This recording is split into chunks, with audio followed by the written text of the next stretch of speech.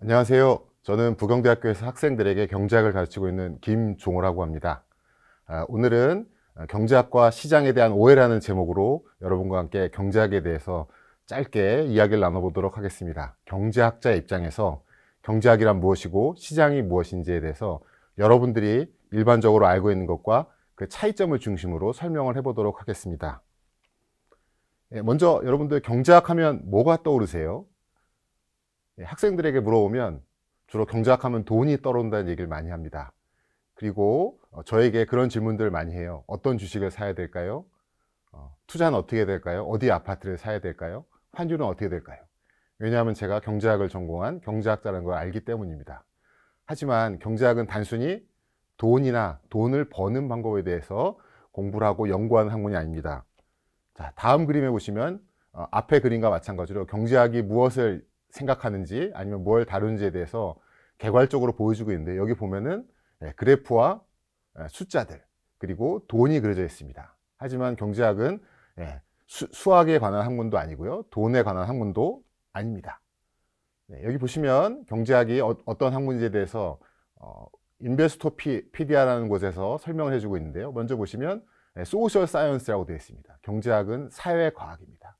그리고 경제학이 다루는 대상은 사회 현상이고요. 그 다음에 그런 사회 현상 가운데 여기 생산이라든지 배분이라든지 재화의 소비와 같은 이러한 대상들을 연구한다고 경제학을 정의하기도 합니다. 제가 생각하기에 경제학을 한 단어로 정의하라고 하면 저는 선택이라는 단어를 선택하겠습니다. 경제학은 의사결정 혹은 선택과 관련된 학문이라고 할 수 있습니다. 그러면 선택은 무엇일까요? 여러분들 지금 가장 최근에 한 선택이 무엇일까요? 점심에 뭘 먹어야 될지, 중국집에 가야 될지, 한식을 먹어야 될지, 회사에 가는 길에, 학교에 오는 길에 어떠한 길로, 어떠한 운송수단을 선택해서 와야 될지, 우리는 무수한 선택에 직면하게 됩니다. 그러면 그러한 선택을 우리가 하는 이유는 무엇일까요? 잘 생각해 보시면 뭔가 충분하지 않기 때문입니다. 시간은 정해져 있고 먹을 양도 정해져 있는데 어떤 맛있는 걸 먹어야 내가 더 오후에 힘을 내서 일을 할 수 있을까 생각하면서 점심 메뉴를 고르기도 하고요. 더 안전하고 빠르게 가는 길을 생각해서 집부터 직장까지 가는 길을 선택하기도 합니다. 이런 의미에서 여러분들이 잘 알고 있는 유명한 경제학 교과서죠. 맨큐의 경제학에서는 경제학을 한 사회가 희소한 자원을 어떻게 관리하는지 연구하는 학문이라고 정의하고 있습니다. 관리한다는 것은 앞에 선택이란 연관이 될 거고요. 그 다음에 선택을 하는 이유는 우리 사회가 희소한 자원을 갖고 있기 때문입니다. 결국 경제학의 출발점은 희소한 자원이라고 할 수 있습니다. 그럼 그 희소한 자원의 의미는 무엇일까요? 무한한 욕망과 대응되는 희소한 자원의 의미라는 것은 그 사전적 의미는 인간의 물질적 욕구에 비해서 그 충족하는 수단이 질적 양적으로 제한되어 있거나 부족한 상태입니다. 여기 천칭에 보시면 욕구가 자원보다 더 무겁죠. 우리는 우리의 욕구를 충족시킬 만큼 충분한 자원을 갖고 있지 않습니다.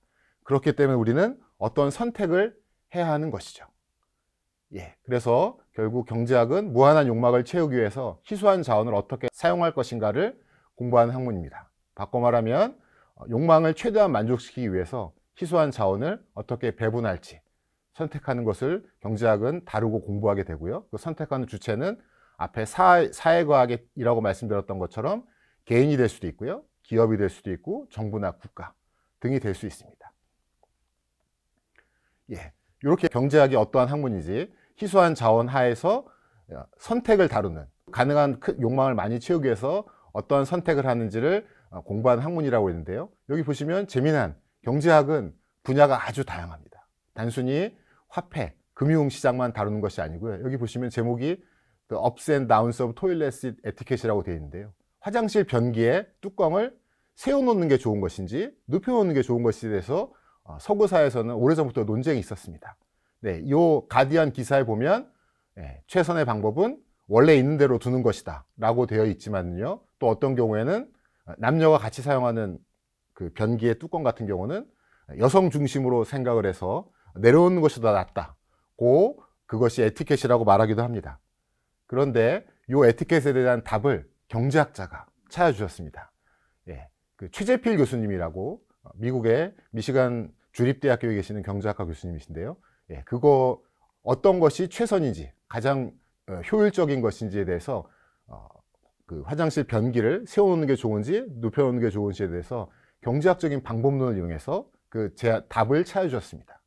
요 연구 결과에 따르면 화장실 변기는 원래 있는 대로 놓는 것이 최선이라는 그러한 결론에 도달해 있고요.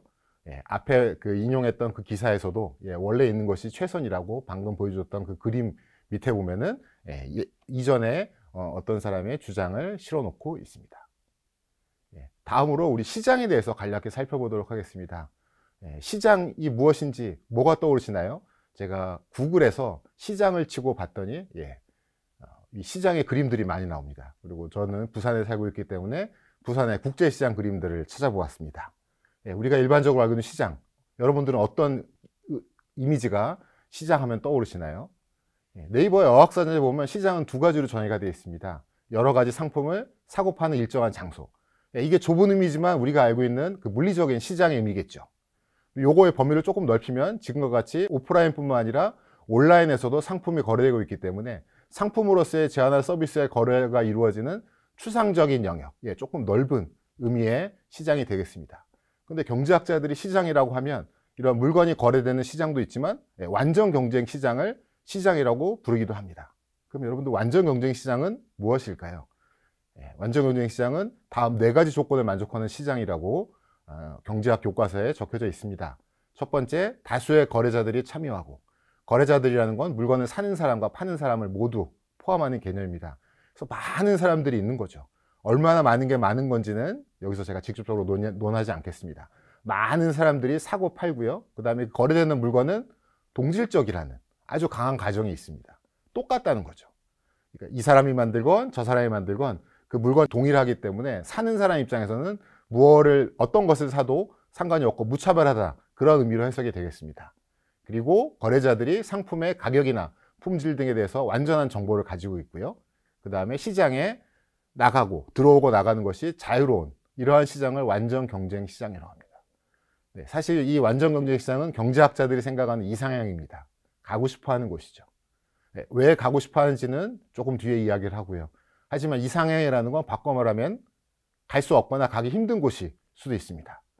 여기 보시면 첫 번째, 다수의 거래자들이 참여하고 있다고 그랬는데 사실은 소수의 판매자들이 있는 시장이 현실에서는 훨씬 더 많고요.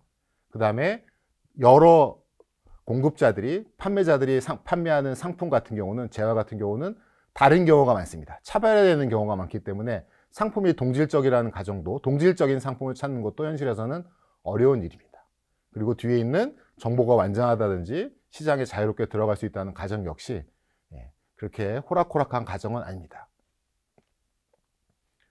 그러면 왜 경제학자들은 이러한 시장 또는 경쟁시장, 더 정확히는 완전 경쟁시장을 선호할까요? 그것은 가장 일반적인 말로 바람직한 결과를 얻을 수 있기 때문입니다. 그러면 바람직한 결과라는 건 무엇일까요? 같은 물건을 더 낮은 가격에, 아니면 같은 가격에 더 높은 품질의 재화나 서비스가 거래가 되고, 그 다음에 다양성이 확보가 되고, 또 더 많은 혁신이 일어날 수 있는 것이 바로 완전 경쟁 시장이기 때문입니다. 우리는 이러한 표현들을 간단하게 시장은 효율적이라는 표현으로 나타내기도 합니다. 그래서 완전 경쟁 시장에는 자원 배분의 효율성이 이루어지기 때문에 경제학자들은 완전 경쟁 시장을 선호합니다.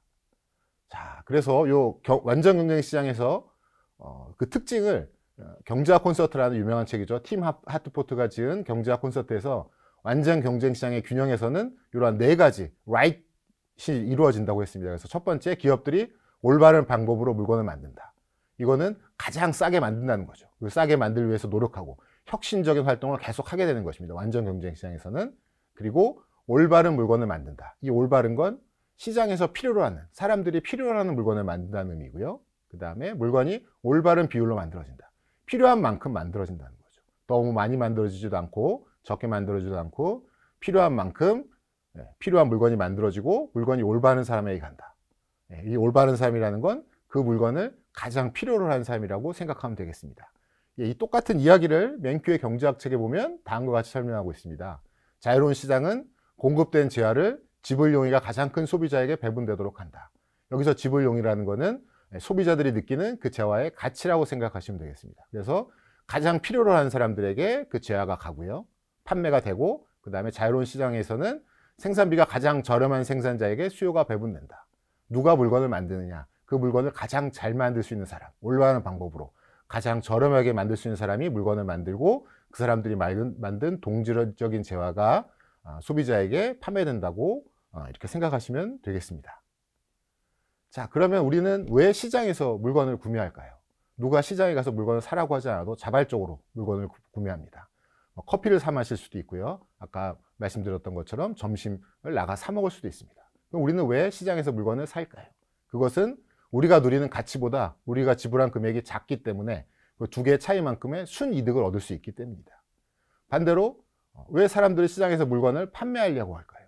그것은 또 다른 순이득, 즉 생산자가 물건을 팔고 받는 금액하고 생산자가 그 물건을 만들기 위해서 치르는 비용과의 차이만큼의 순이득을 얻을 수 있기 때문에 시장에서 자발적으로 물건을 판매하게 됩니다. 그리고 이렇게 소비자가 얻은 순이득을 우리는 소비자 잉여라고 하고요.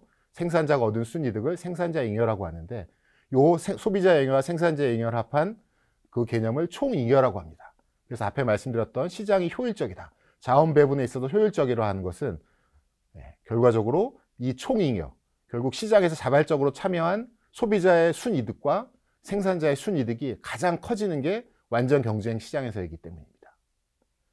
그러면 경제학자들이 왜 자유 경쟁 시장을 선호하는지 조금 이해가 되시나요?